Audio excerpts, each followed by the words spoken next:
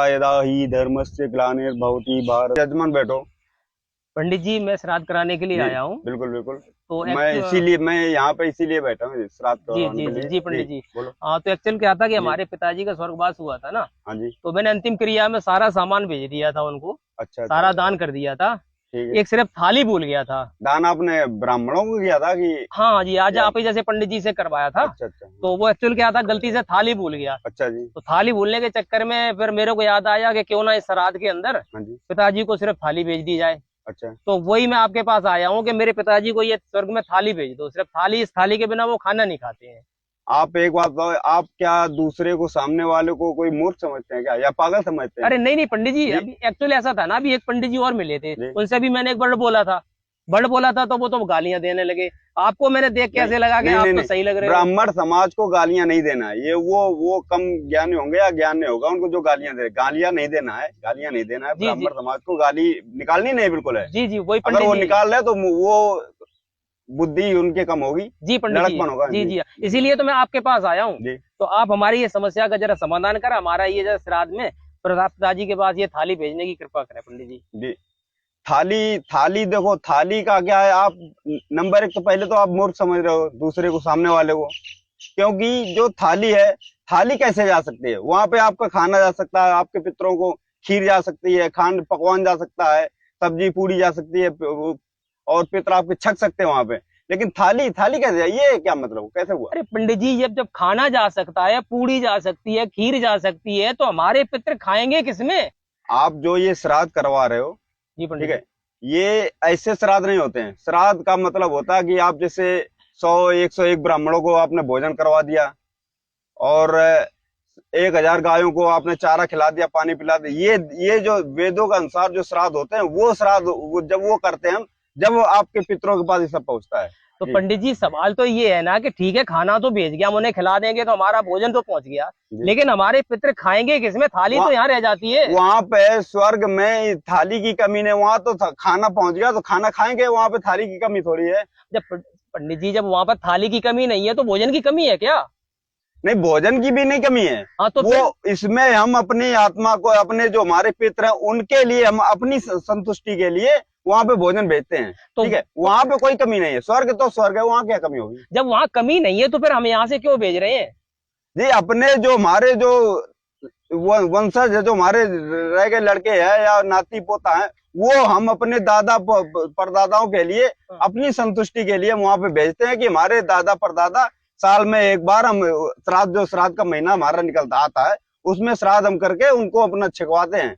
अब हमारी ये थाली है, ये आप ऊपर ऐसे भिजा के दिखा दो। सूक्ष्म रूप में जो हमने मंत्र पढ़ के ये पानी डाला है, मंत्र पढ़ के डाला है, तो इससे सूक्ष्म रूप में पानी वहां पहुंच गया। ठीक है, ये आप मत देखो कि इसको ये यहाँ पे पानी गिरा है, यहाँ नहीं, वो तो पहुंच गया वहां पे जितना पहुंचना था। अच्छा। हाँ जी। अब वहां पे हम ये पूरी गंगा जी को लेके थोड़ी वहां पहुंच जाएंगे। आप कहोगे हमारे गंगा जी में धार लगा तो हमारे पूर्व जो नहाया नहीं वहां नहा लेंगे, ऐसे कैसे? तो पंडित जी, ये केवल वेद मंत्रों से, हमारे केवल इतने से ही सारा, इतने से वहां पर नहा लेंगे, सारा कुछ कर लेंगे उसमें। पंडित जी महाराज जी, आप सूक्ष्मता में ही हमारी ये थाली भेज दो।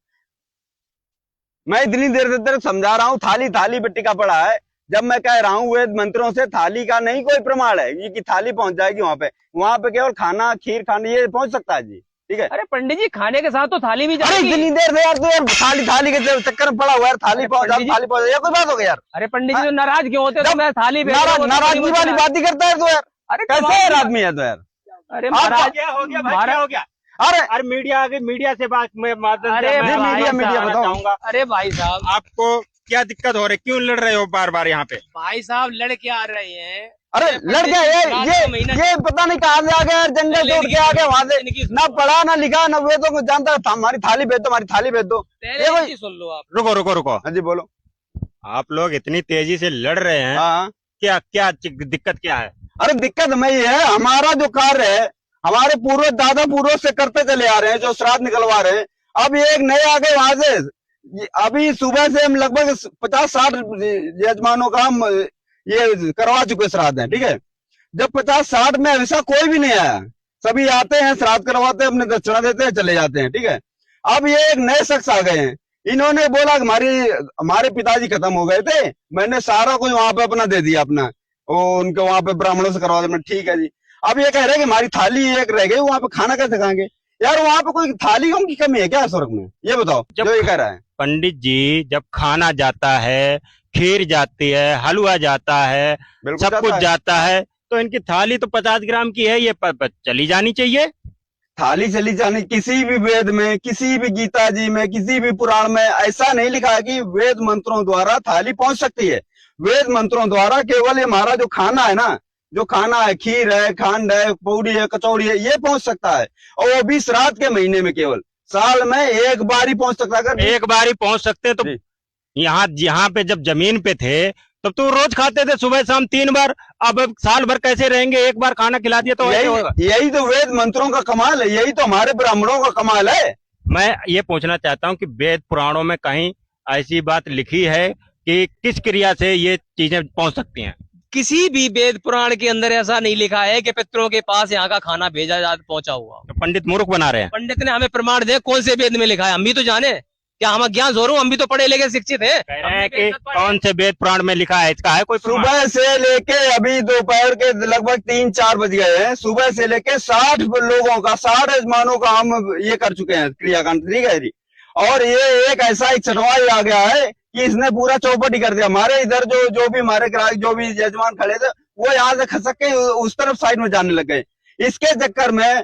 और ये वेदों का जो हवाला देते हैं, वेदों का हवाला देने, इन्होंने कभी इनको संस्कृत पढ़ी है? इनसे पूछो, संस्कृत पढ़ी है? अभी आपने संस्कृत पढ़ी है? बिल्कुल संस्कृत पढ़ी है। संस्कृत में सारे वेद है, भगवत गीता भी है, सारी गीता पढ़ी है, चारों वेद पढ़े हैं, सूक्ष्म वेद भी पढ़ा है, और सारे पुराण भी पढ़े, सारा अध्ययन किया है। मार्कंडेय पुराण के अंदर कौन से वेद पुराण में इसका प्रावधान मिलता है कि श्राद्ध क्रिया करना व्यर्थ है? देखो, सबसे पहले भगवत गीता के अंदर भगवान कहते हैं, ब्रह्म भगवान कहता है अर्जुन से, सारा ज्ञान बताया कि अर्जुन यहाँ पृथ्वी पे जो भूतों को पूजता है वो भूत बनता है, जो पितरों की पूजा करता है, श्राद्ध कर्म करता है, वो पितृ बनता है, जो भगवान की पूजा करता है वो भगवान की प्राप्ति करता है, जो मेरी पूजा करता है वो मुझे प्राप्त होगा। अब इन्होंने ये श्राद्ध क्रिया करा के सारे जितने भी जीव है, मोक्ष धारण नहीं हुआ है, सारे पितृ बनवा दिए। ये वेदों में तो इस कर्म कांड को अविद्या कहा गया है। दर्शकों, वेदों में कर्म कांड को अविद्या बताया गया है, जिसका प्रमाण हम आपको पहले भी मार्कंडेय पुराण में रोचे ऋषि की उत्पत्ति कथा से दिखा चुके हैं। दर्शकों, संत रामपाल जी महाराज ने मार्कंडेय पुराण से ये प्रमाणित करके बता दिया कि शास्त्रों में कर्मकांड को अर्थात श्राद्ध निकालना, पिंड भरवाना, फूल यानी अस्थियों को कर्मकांड करके गंगा में जल प्रवाह करवाना, 13वीं क्रिया कर्मकांड के माध्यम से करना आदि, ये सब क्रियाओं को अविद्या अर्थात शास्त्र विधि त्याग कर मनमाना आचरण बताया है, जो गीता अध्याय 16 श्लोक 23 के अनुसार भी बिल्कुल व्यर्थ है, तथा गीता अध्याय 16 श्लोक 24 में स्पष्ट किया है कि कौन से धार्मिक अनुष्ठान तथा भक्ति करने के योग्य है। इसके लिए सनातन धर्म के मुख्य शास्त्र पवित्र चारों वेद तथा गीता जी ही प्रमाण है, तथा इन्हीं शास्त्रों में लिखी धार्मिक क्रियाओं को आधार माने कि कौन सी साधना करनी है और कौन सी साधना नहीं करनी है। दर्शकों, इसी विषय पर आपको एक और प्रमाण दिखाना चाहेंगे। ये पुस्तक है गरुड़ पुराण सारोद्धार, जिसके अध्याय 16 के श्लोक नंबर 60 में लिखा है कि नाम मात्रेण संतुष्टा कर्मकांडता नरा मंत्रोच्चारण होमाद्यर्भामिता क्रतु विस्तरई। इस श्लोक का अनुवाद है कि कर्मकांड में आस्था रखने वाले मनुष्य शास्त्र बोधित नाम मात्र की फलश्रुतियों से संतुष्ट होकर के मंत्रोच्चारण और होमादि कृत्यों से तथा यज्ञ से विस्तृत विधानों से भ्रांत रहते हैं, उन्हीं में उलझे रहते हैं। अर्थात वे लोग जो कर्म कांड में आस्था रखते हैं, उन्हें शास्त्रों के सिर्फ नाम मात्र की श्रुतियां संतुष्ट कर लेती हैं और वे मंत्रों की उच्चारणा, होम और यज्ञों आदि कृत्यों में उलझे रहते हैं। इस पुस्तक के अध्याय 16 के श्लोक 70 में कहा है, तस्मादित्यादिकम कर्म लोकरंजन कारकम मोक्षस्य कारणम साक्षात तत्वज्ञानम। खगेश्वर इस श्लोक का अनुवाद है कि हे खगेश्वर, पूर्वोक्त संपूर्ण कर्मानुष्ठान केवल लोकरंजन मात्र के लिए हैं, मोक्ष का कारण तो साक्षात तत्व ज्ञान ही है। दर्शकों, गरुड़ पुराण के इस प्रमाण से स्पष्ट हो जाता है कि ये कर्मकांड मोक्ष मार्ग नहीं है, मोक्ष केवल तत्व ज्ञान से ही हो सकता है। और वर्तमान में तत्व ज्ञान केवल जगत गुरु तत्वदर्शी संत रामपाल जी महाराज जी के पास ही है। इस पुस्तक के अध्याय 5 के श्लोक 32 और 33 में कहा है कि मृतस्य एकादशहम तु भुंजानः श्वा विजायते लभेत देवलको विप्रो योनिं कुक्कुट संझकाम।